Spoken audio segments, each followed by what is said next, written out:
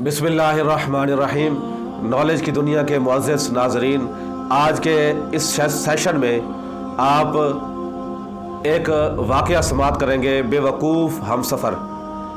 हज़रत ईसा अलैहिस्सलाम के साथ एक आदमी सफ़र कर रहा था। उसने सोचा कि ये मौका बेहतरीन है, क्यों ना अल्लाह के पैगंबर से ऐसा अमल सीख लिया जाए कि जिसकी बदौलत अगर मैं पत्थर को हाथ लगाऊं तो वो हीरा बन जाए, और अगर मैं मट्टी को हाथ लगाऊं तो वो सोना बन जाए, और मुर्दा को हाथ लगाऊं तो वो जिंदा हो जाए।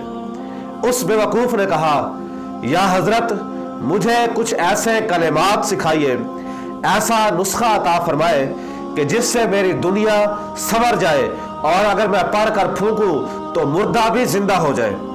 हजरत ईसा अलैहिस्सलाम उस शख्स की इस नादान तलब पर बहुत हैरान हुए, और आपने सोचा कि ये शख्स जो कल्बी तौर पर बीमार है, जिसकी रूह बीमार है, इसे मेरी रिफाकत से अपने कल्ब और अपनी रूह को इलाज कराना चाहिए था, मगर ये तो एक ही दिन के अंदर तख्त और ताज का वारिस बनना चाहता है।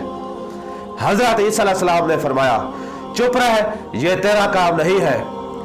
इस मकाम तक पहुंचने के लिए कई रूहानी सफर तय करने पड़ते हैं, और इस सफर तक पहुंचने के लिए, यह मंजिल हासिल करने के लिए एक उम्र रूह की आलूदगी को पाक करते करते गुजर जाती है। अगर तेरे हाथ में मैं मूसा अलैहिस्सलाम का यदे असा दे भी दूं तो वो तुम्हारे किस काम का है कि इसको तुमने अगर पकड़ भी लिया, इससे काम लेने के लिए मूसा का हाथ होना जरूरी है। हर शख्स असा पकड़कर अजदहा नहीं बना सकता, और हर शख्स अजदहा को असा नहीं बना सकता। उस शख्स ने कहा कि अगर आप मुझे इसरार और रमूज नहीं बताना चाहते तो न सही, लेकिन कम अज कम मुझे मेरी आंखों के सामने किसी मुर्दा को जिंदा करके दिखा दे। तो रास्ते में एक गहरे गड्ढे के पास से उनका गुजर हुआ, जिसमें कुछ बोसीदा हड्डियां पड़ी हुई थी। तो अर्ज करने लगा कि या हजरत, इन पर दम करके फूंकिए। हजरत ईसा अलैहिस्सलाम ने उस शख्स के इसरार करने पर आप इतने मजबूर हुए कि उन हड्डियों पर अल्लाह का नाम लेकर फूंक मारी, तो ये हड्डियां देखते ही देखते एक खौफनाक सियाह शेर की सूरत अख्तियार कर गई। शेर छलांग लगाकर गड्ढे से बाहर निकल आया और उस शख्स पर हमलावर हुआ, उसे फौरन हलाक कर डाला। हजरत ईसा अलैहिस्सलाम ने उस शख्स के हलाक करने पर शेर से दरियाफ्त किया कि तूने ऐसा क्यों किया। शेर ने अर्ज किया कि या हजरत, ये शख्स आपके लिए मुसलसल परेशानी और तकलीफ का बायस बन रहा था। हजरत ईसा अलैहिस्सलाम ने पूछा कि तूने इसका खून क्यों नहीं पिया। तो उसने कहा कि ये एक तो आपका बेअदब और गुस्ताख था, और दूसरा ये कि अब इस दुनिया आबो गिल में मेरी किस्मत का रिज़्क खत्म हो चुका है।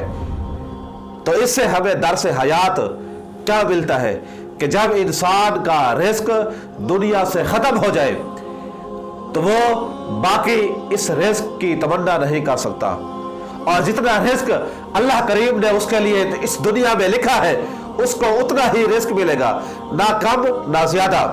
और दूसरा जो हमें दर्स हयात मिलता है वो ये है कि अंबिया कराम के बेअदब को और अंबिया कराम के गुस्ताख को जानवर भी बर्दाश्त नहीं करते।